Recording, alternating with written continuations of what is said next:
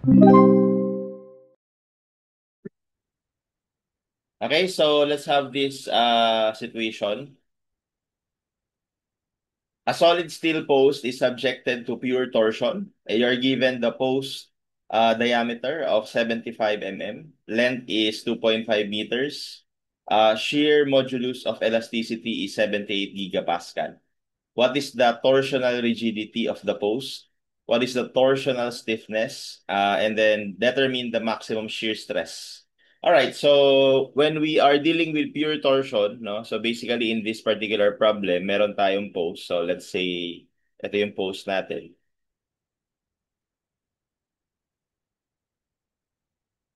Okay, let's say meron tayo ditong support.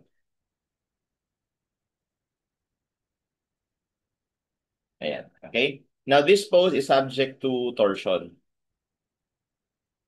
All right. What one thing we have to remember here is the formula for the shear stress due to torsion. That is T R over J. And then for angle of twist, that is TL over JG. All right. So those are, kumbaga, ito yung stress. Ito naman yung angle of twist. Angle of twist can be visualized as deformation, no? Kumbaga ito is representing yung deformation nito kapag ka-twist mo ng ganyan. So syempre iikot to eh. Okay, so yun yung tawag natin sa deformation sa torsion, angle of twist. Okay, kaya lang ang tanong sa atin, ano daw yung torsional rigidity? Okay, so pag sinabi po natin na torsional rigidity, okay, so yan yung JG.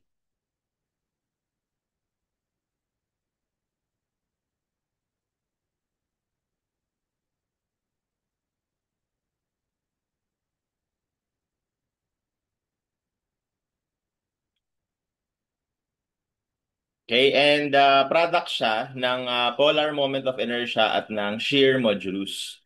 So, if I would just compare this with our flexural rigidity, so I believe narinig nyo na yung term na yun, no, yung flexural rigidity. Or kung hindi man, so ano naman yan, product naman yan ng moment of inertia at saka ng modulus of elasticity. So, as you can see, yung pinagkaiba lang nila dito, moment of inertia. Dito, polar moment of inertia. Dito, modulus of elasticity. Dito, shear modulus. Okay? So, yun yung ibig sabihin niyan, no? And this is what we want to compute.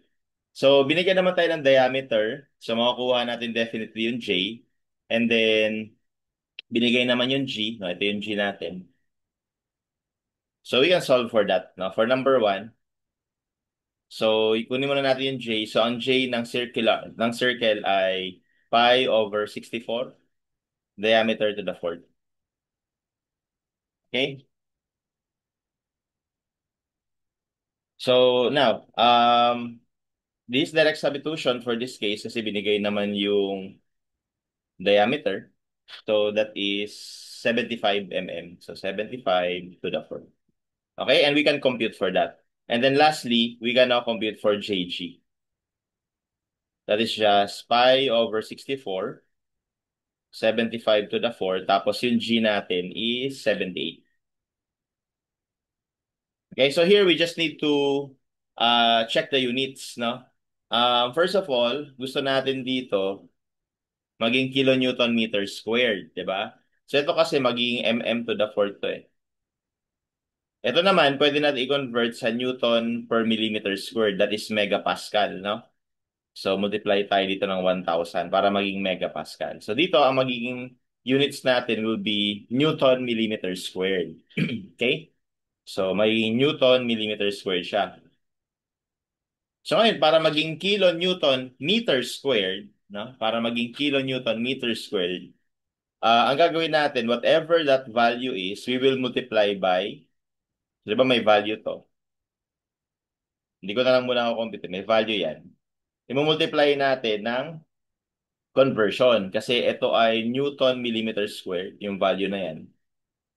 So we will convert that. First of all, yung newton, gawin natin kilonewton. So we have 1 kilonewton per 1,000 newton. Okay, and then next, we have to convert naman yung millimeters squared into meters. So alam din natin na for every 1 meter, we have 1,000 millimeter. So we just need to square that.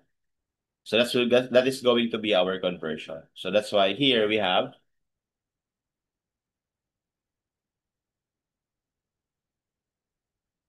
okay, so pi over 64 times 75 to the fourth times 78,000 tapos divided by 1,000 times 1,000 squared. Okay, and that gives us 120, sorry, meron akong na-miss out. Guys, yung J pala natin is pi over 32 rather, no? Pi over 32. So ang nasa isip ko is moment of inertia na we are talking about polar moment of inertia. Sorry.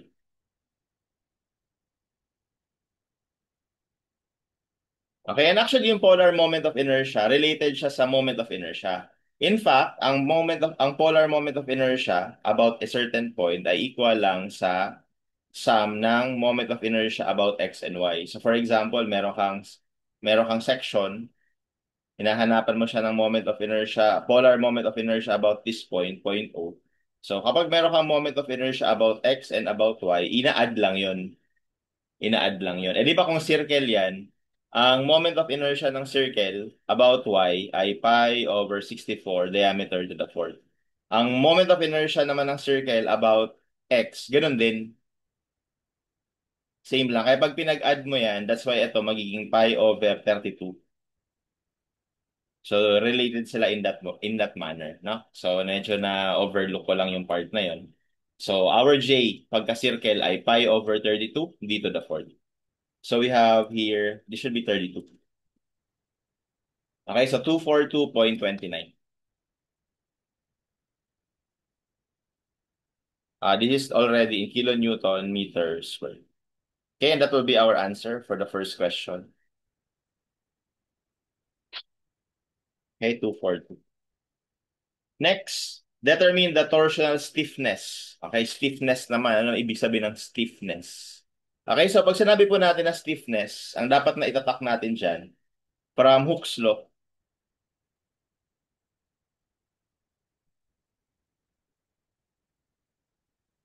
okay, if you remember, meron tayong F is equal to K times X, di ba?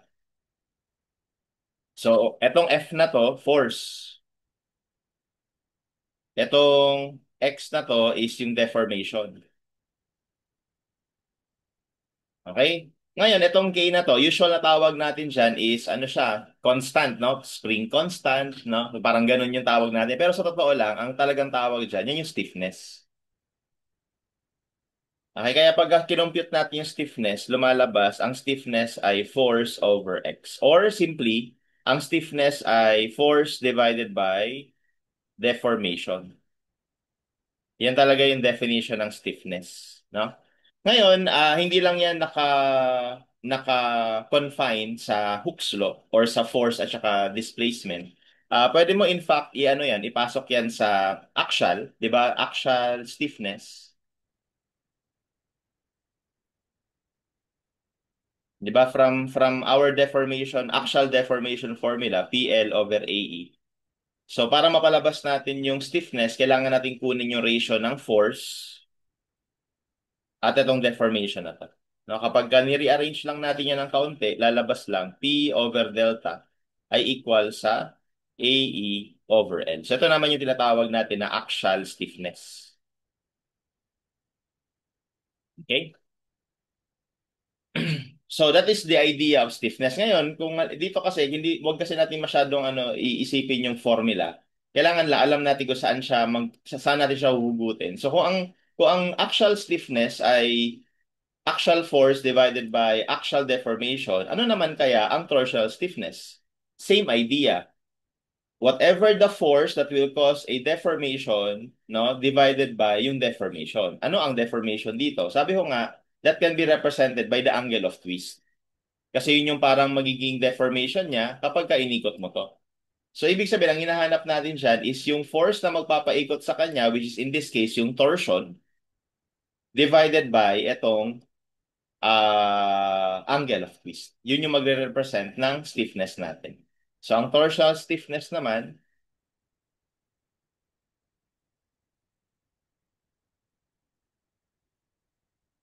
okay, so from the formula theta is equal to TL over JG, all we have to do is to solve the ratio of T and theta.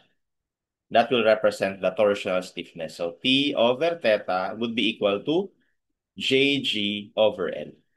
Ayan ngayon yung ano natin, torsional stiffness. Okay, so basically, yung na-compute natin kanina, i-divide lang natin ang L. No? So torsional stiffness for number 2 ay equal sa JG 242.29 divided by L. So ang L natin ay ito 2.5 meters. Okay? And that gives us 96.92. This is in kilonewton meter. And that will be our answer.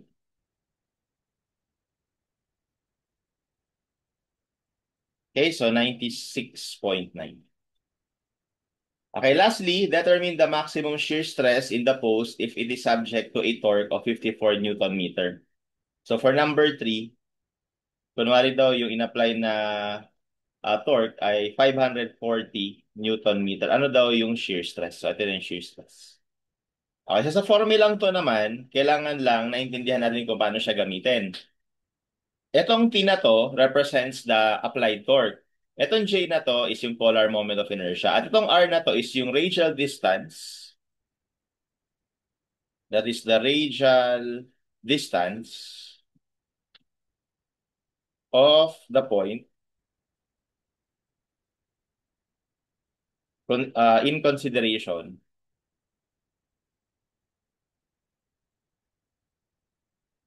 from the geometric centroid.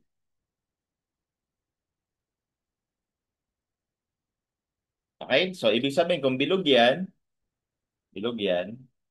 ang idea dyan, guys, kung ito yung center natin, yan. So, yung R na to is distance mula dito sa center na to hanggang sa kahit saang point dyan, nahanapan natin ng stress. Okay, halimbawa, gusto mong hanapan ng shear stress atong point na to, yung point na yan, tawagin kong point A. So, bali, ito ngayon yung radial distance niya, RA. So, ibig sabihin, yung shear stress sa point A ay equal sa T na in-apply mo. Let's say may in-apply tayo dito na T. Okay, T, tapos yung radial distance A over J. Ganyan yun. Okay? And sa torsion, kung mapapansin ninyo, kailan ba pinakamalaki itong stress? Saang point yung may pinakamalaking shear stress? So definitely hindi dito. Kasi kung nandito yan, ang value ng R natin ay 0. So walang stress dito. So maximum yung stress, kagaya sa bending stress, sa pinakalabas, sa pinakamalayo. Okay? Kasi dyan pinakamalaki yung R. So that's why dito, ang magiging itsura ng shear stress natin, pag drawing natin, ang itsura ng shear stress diagram dito ay ganito. Okay? So maximum siya dito sa labas. 0 dito sa loob.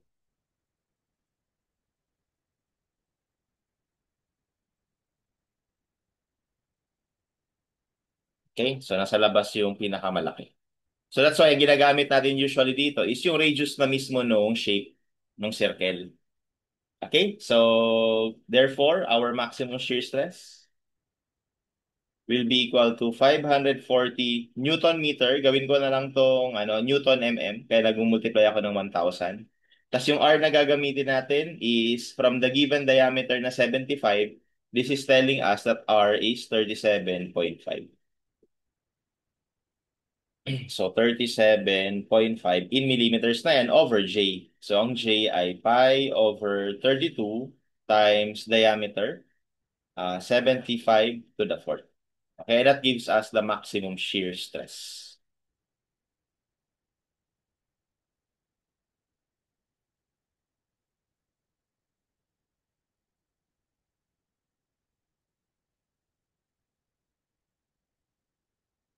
Okay, and that is 6.52 megapascals. Okay, and that's our answer.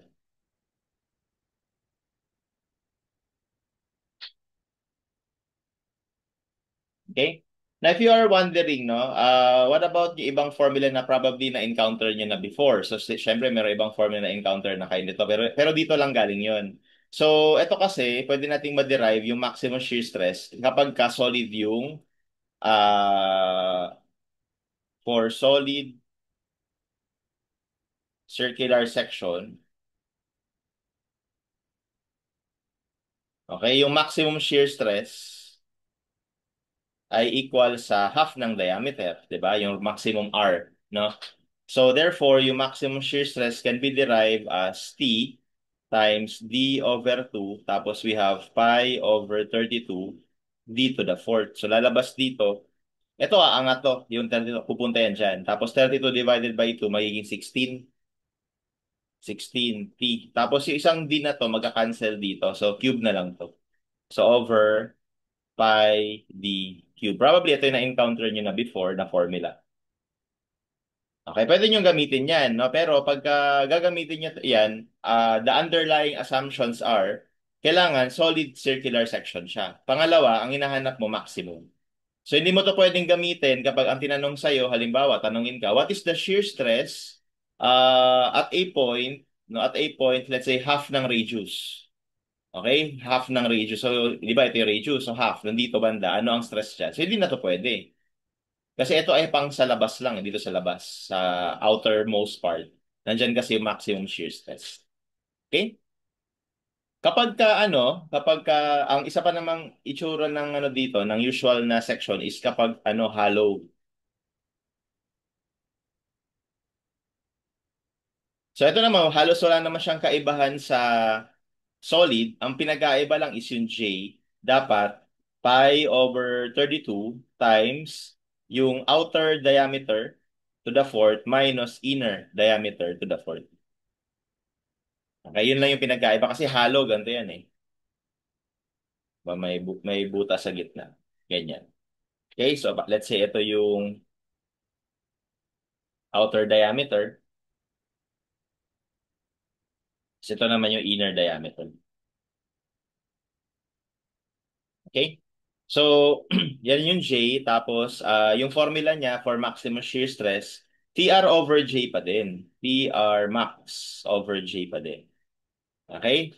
Ngayon, again, ang R natin is yung nasa labas. So, bali, ito yung andito pinakamalaki yung ano. That's ito yung center. Okay? So, ganyan ang mangyayari. So, nandito pinakamalaki yung shear stress dito. Yan, nandyan. No? Nandito yung maximum. Okay? However, you have to be careful here. Ang stress natin dyan hanggang dito lang. Ito lang yung stress natin.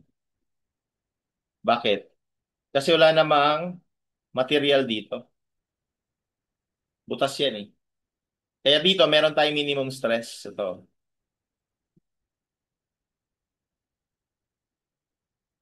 Okay, and that is when your R is yung equal sa inner radius. Okay? Hindi zero yung minimum stress natin dito kasi nung solid yan, meron ditong material. So, zero yung stress dito. Kaya lang ngayon nga, butas yan. Kaya dito, pwede mo makuha na meron ditong stress din. Ito yun. Kung ano man yan. Okay? Pero dito pa rin lang mangyayari yung maximum shear stress.